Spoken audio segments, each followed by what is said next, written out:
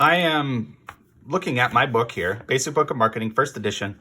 And if you've been following me for the last week or so, I'm starting to dig in every section of the book. The book's only about 60 pages long. It's not a long book. The purpose of the book was to answer some of the fundamental questions that have come up over the years.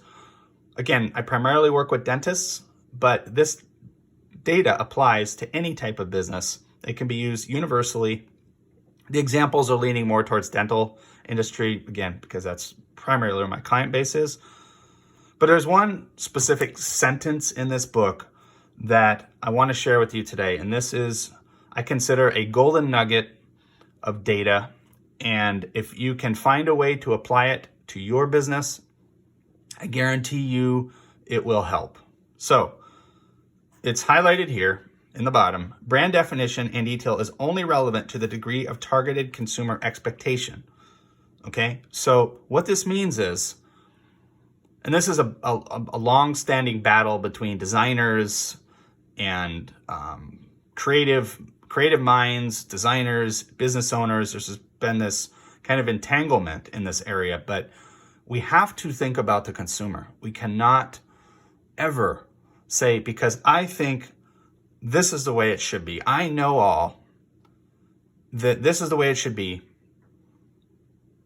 And that's great if you think that's right. But does it fall into this is the question. So we have a consumer.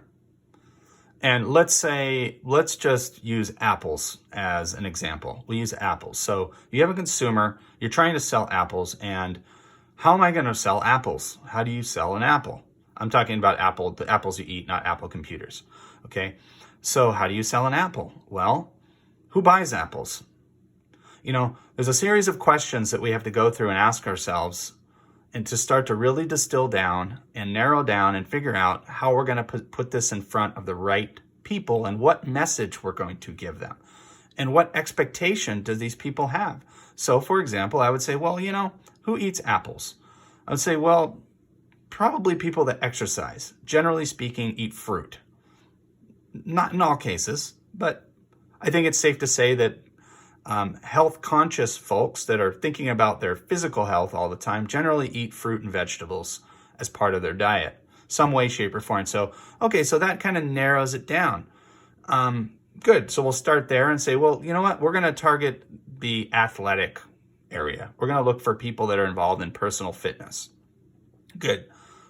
So what does that consumer expect? What does that consumer expect to see in an apple? Well, and this goes back, and you could think, you start to think of things because you go, oh, wait a minute, our apples aren't organic.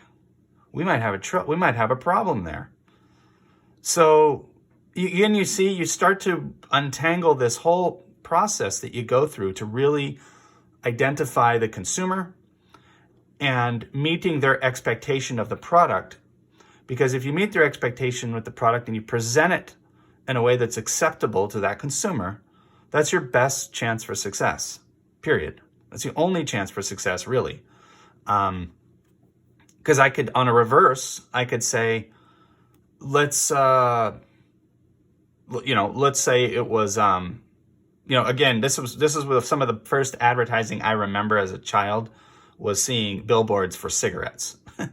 I know it's funny sounding, but I was like 5 years old, and I remember seeing these big billboards, and there were people hanging out on the beach, and they were smoking, and they looked so cool, and everyone was so good looking, and it was like, oh, you kind of get this thought, well, if I smoke, I'm going to be cool too. It really, like, you actually, as a child, you start to get those kind of thoughts. Cigarette company's going to hate me for saying this, but I'm just telling you from personal experience, I can tell you that that's true for me, at least. So when we talk about, the consumer, again, that example with the cigarettes, for example, we're not going to, generally speaking, try to target the health conscious type and expect to get a great outcome in our advertising if we were selling cigarettes, okay, or trying to promote cigarettes, which I do believe is illegal, at least in many states now, due to the work of some health groups. And personally, I think it's a good thing not to be promoting certain things like that. So again, personal opinion. Anyway, I hope this video was helpful. I don't want to drag on here, but again, brand definition and detail is only relevant to the degree of targeted consumer expectation. So if you just take that and you base everything of all your marketing decisions on that, and this assumes you have a product already, this assumes you already have a service that's desirable by someone somewhere. Okay, all right, Jason Wadrow here with Golden Dental Marketing. Thank you for watching. You have a great day.